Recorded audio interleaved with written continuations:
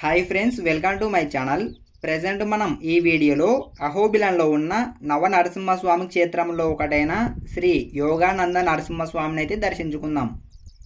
ఈ అహోబిలం ఎక్కడ ఉందంటే ఏపీ నంద్యాల డిస్టిక్ ఆలగడ్డ మండలం నుంచి 26 కిలోమీటర్స్ దూరంలో ఈ అహోబిల క్షేత్రం అయితే ఉంటుంది. ఈ అహోబిలంలో మనం నవ నరసింహస్వామి ఆలయాలను అయితే దర్శించవచ్చు. మనం ఇప్పుడు వెళ్తున్న రూట్ వచ్చేసి ఆలగడ్డ నుంచి అహోబిలానికి వెళ్ళే రూట్ అండి. చూస్తున్నారు కదా, లొకేషన్స్ అయితే ఎంత ఎక్సలెంట్గా ఉన్నాయో. ఇది మొత్తము నల్లమల ఫారెస్ట్ అండి. ఈ అహోబిలం వచ్చేసి 2 భాగాలుగా ఉంటుంది. ఒకటి ఎగువ అహోబిలము, రెండవది దిగువ అహోబిలము. మనం స్టార్టింగ్లో దిగువ అహోబిలానికి అయితే చేరుకుంటాము. మనం ఈ దిగువ అహోబిలంలోనే 3 నవ నరసింహస్వామి ఆలయాలను అయితే దర్శించవచ్చు. ఒకటి యోగానంద, రెండవది భార్గవ, మూడవది చాత్రవట.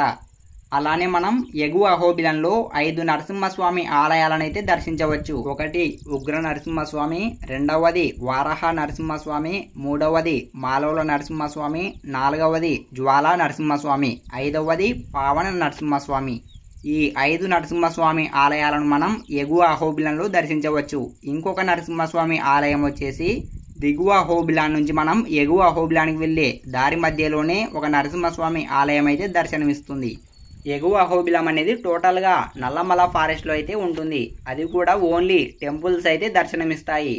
ఫ్రెండ్స్, వీడియో చూస్తున్న వాళ్ళందరికీ ఒక చిన్న రిక్వెస్ట్. మా వీడియోస్ని ఎవరైనా కొత్తగా చూస్తుంటే ప్లీజ్ వీడియోని లైక్ చేసి మా ఛానల్ అయితే సబ్స్క్రైబ్ చేయండి.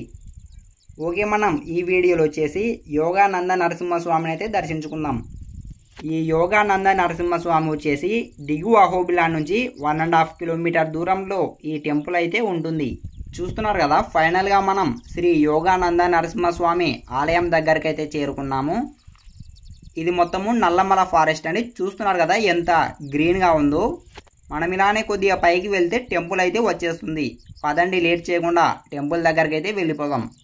ఈ యోగానంద నరసింహస్వామి చరిత్ర అయితే నాకు అంత క్లారిటీ అయితే తెలియదు, కానీ నాకు తెలిసినంత వరకు ప్రహ్లాదుడు తన చిన్నతనంలో ఈ యోగానంద నరసింహస్వామి అనుగ్రహంతోనే యోగాభ్యాసం అయితే చేశాడంట.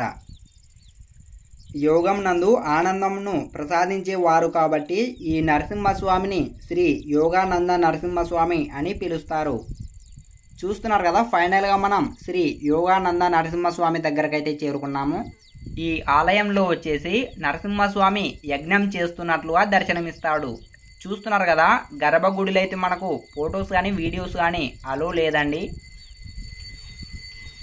మనం ఇక్కడ యోగానంద నరసింహస్వామిని దర్శించుకున్నాక ఈ టెంపుల్ పక్కనే మనకు శ్రీ భగవాన్ కాశీరెడ్డి నాయన దేవస్థానం అయితే ఉంది. పదండి, లేట్ చేయకుండా స్వామివారిని అయితే దర్శించుకుందాం. మనకు ఈ ఆలయంలోనే సకల దేవతలు అయితే దర్శనమిస్తారు. చూస్తున్నారు కదా, ఆ స్వామివారిని నాతో పాటు మీరు కూడా దర్శించుకోండి. ఈ ఆలయంలో మనకు హోమం నిత్యం మండుతూనే ఉంటుందండి. చూస్తున్నారు కదా ఏ విధంగా ఉందో. ఈ ఆలయంలోనే మనకు పాము పుట్ట అయితే కనిపిస్తుందండి. చూస్తున్నారు కదా ఏ విధంగా ఉందో. ఇక్కడ నాగదేవతల విగ్రహాలు కూడా ఉన్నాయి.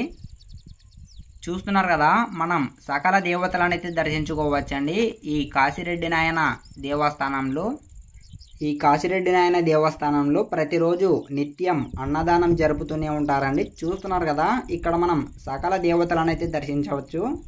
ఫ్రెండ్స్, ఈ అహోబిలంలో మనం నవ నరసింహస్వామి ఆలయాలను అయితే దర్శించవచ్చు. మీరు ఆ వీడియోస్ కూడా చూడాలనుకుంటే డిస్క్రిప్షన్లో లింక్ ఉంటుంది, క్లిక్ చేసి చూడండి. ఓకే ఫ్రెండ్స్, ఇంతవరకు ఈ వీడియోకి లైక్ చేయకపోతే లైక్ చేయండి. ఇలాంటి మరిన్ని వీడియోస్ కోసం మా ఛానల్ అయితే సబ్స్క్రైబ్ చేయండి. నెక్స్ట్ వీడియోలో మళ్ళీ కలుసుకుందాం. Thanks for watching.